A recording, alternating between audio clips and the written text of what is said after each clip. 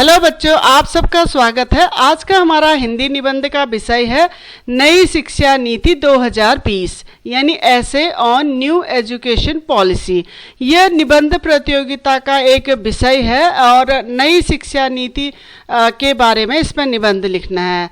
दरअसल लोगों को नई शिक्षा नीति के बारे में कितनी जानकारी है इसको जानने के लिए ये निबंध प्रतियोगिता आयोजित की गई है। इस निबंध प्रतियोगिता में संकेत बिंदु पहले से दिए गए हैं।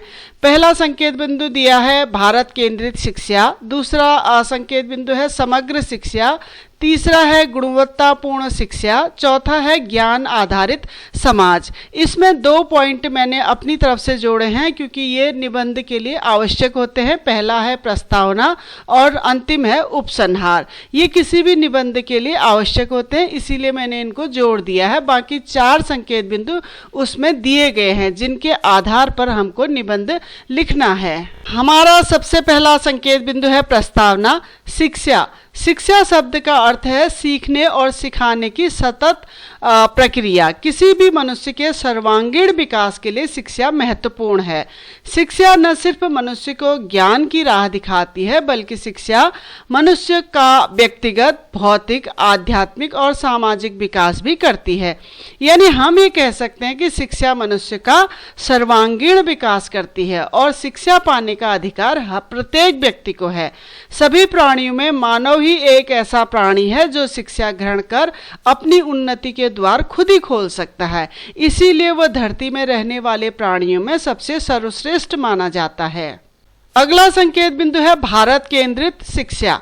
यह हम सब के लिए बहुत बड़ी खुशी की बात है कि हमारे देश की शिक्षा नीति भारत केंद्रित बनी है। भारत सरकार ने पुरानी शिक्षा नीति को बदलकर नई शिक्षा नीति 2020 को लागू करने का फैसला किया है, जो सही अर्थों में सही शिक्षा होगी। इसका महत्व तब और बढ़ जाता है जब नई शिक्षा नीति 2020 को पूरी तरह से भारत केंद्रित शिक्षा बनाया जा रहा है। इसमें मातृभाषा, स्थानीय भाषा पर जोर दिया जाएगा और विषयों का चयन विद्यार्थियों पर छोड़ दिया जाएगा। भारतीय विद्याओं को शिक्षा के केंद्र में लाया जाएगा और भारतीय संस्कृति संबंधित ज्ञान को बढ़ावा दिया जाएगा। भारत केंद्रित शिक्षा से ही हम भारतीय मूल्यों को पुनः स्थापित कर सकते हैं और आत्मनिर्भर भारत का सपना भी पूरा कर सकते हैं। नई राष्ट्रीय शिक्षा नीति 2020 हमें अपनी जड़ों से दोबारा जुड़ने और फलने फूलने के ढेर सारे अवसर प्रदान करेगी। भारत की शिक्षा भारत केंद्रित ही होनी चाहिए। लचीलापन इस शिक्षा नीति की सबसे बड़ी विशेषता है। अगला संकेत बिंदु है समग्र शिक्षा। नई शिक्षा नीति में समग्र शिक्षा को खास महत्व दिया गया है।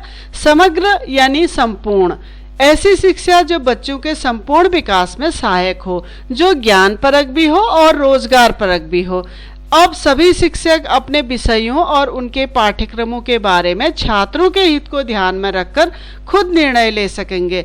अब भाषा की बाध्यता को भी खत्म कर दिया गया है, यानी कि अंग्रेजी भाषा में पढ़ना जरूरी नहीं है, आप अपनी स्थानीय या मातृभाषा में भी पढ़ाई कर सकते हैं। आज तक की शिक्षा व्यवस्था में इंटरमीडिएट पास करने के बाद ही आप टेक्निकल शिक्षा या व्यावसायिक शिक्षा में प्रवेश ले सकते थे, लेकिन अब ऐसा नहीं होगा। अब स्कूल से ही छात्र अपनी रुचि के विषयों में प्रवेश लेकर उनकी पढ़ाई कर सकेंगे।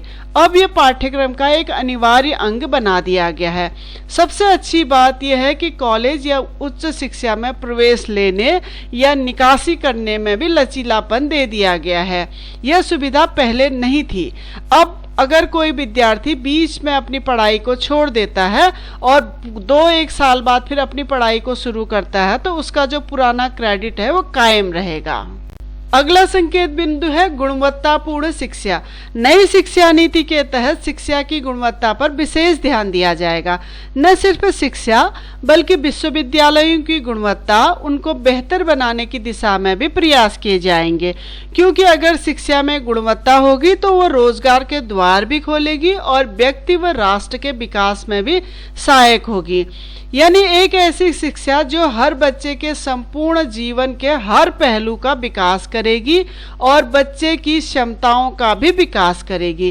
गुणवत्तापूर्ण शिक्षा के द्वारा शिक्षा के स्तर को सुधारने और शिक्षा में तकनीकी के इस्तेमाल को बढ़ावा दिया जाएगा। इसमें विद्यार्थी और शिक्षक दोनों को ही सशक्त बनाया जाएगा। पहली कक्षा से लेकर कक्षा 12 तक के विद्यार्थियों पर विशेष ध्यान दिया जाएगा। सिर्फ डिग्री लेने वाली शिक्षा के बजाय रचनात्मक, तार्किक, तकनीकी और रोजगार परक शिक्षा पर विशेष जोर दिया जाएगा। अब सभी विश्वविद्यालय एक समान होंगे, यानी कोई डीम्ड यूनिवर्सिटी, कोई सेंट्रल यूनिवर्सिटी नहीं होगी, सब एक माने जाएंगे। यानी इन सब का अस्तित्व अब खत्म हो जाएगा, सभी विश्वविद्यालयों को एक ही समान माना जाएगा। अगला संकेत बिंदु है ज्ञान आधारित समाज। नई शिक्षा नीति का उद्देश्य है ज्ञान आधारित समाज का निर्माण करना। किसी भी समाज, राष्ट्र और उनके नागरिकों के सर्वांगीण विकास के लिए सिर्फ कॉलेज या विश्वविद्यालयों की डिग्री आधारित समाज की नहीं, बल्कि ज्ञान आधारित समाज की आवश्यकता होती है। वर्तमान समय में ऐसे समाज की बहुत आवश्यकता है जिसमें सभी कामों को ज्ञान के आधार पर किया जाए। ज्ञान आधारित समाज की नींव दूरसंचार तकनीकी के विस्तार से संभव हो पाया है। ज्ञान आधारित समाज के निर्माण में ज्ञान के केंद्र यानी कि शिक्षण संस्थाओं की भूमिका महत्वपूर्ण है और इन्हीं की गुणवत्ता पर विशेष ध्यान दिया जाना आवश्यक है। अंतिम संकेत बिंदु है उपसंहार। शिक्षा ही एकमात्र ऐसा साधन है जिससे किसी भी व्यक्ति, समाज और राष्ट्र को ताकतवर बनाया जा सकता है। शिक्षा अगर अपनी जड़ों से जुड़ी हो, अपनी संस्कृति से जुड़ी हो, तो वह चहुमुखी विकास करती है, रोजगार के नए अवसरों को पैदा करती है। शिक्षा व्यक्ति को, समाज को विनम्र, सहनशील और सभ्य बनाती है। नई शिक्षा नीति इन सभी मापदंडों पर खरी उतरती है, जो भविष्य में छात्रों को एक नई दिशा प्रदान करेगी, भारत की प्रतिभाओं को और भी निखारने व तराशने का काम करेगी।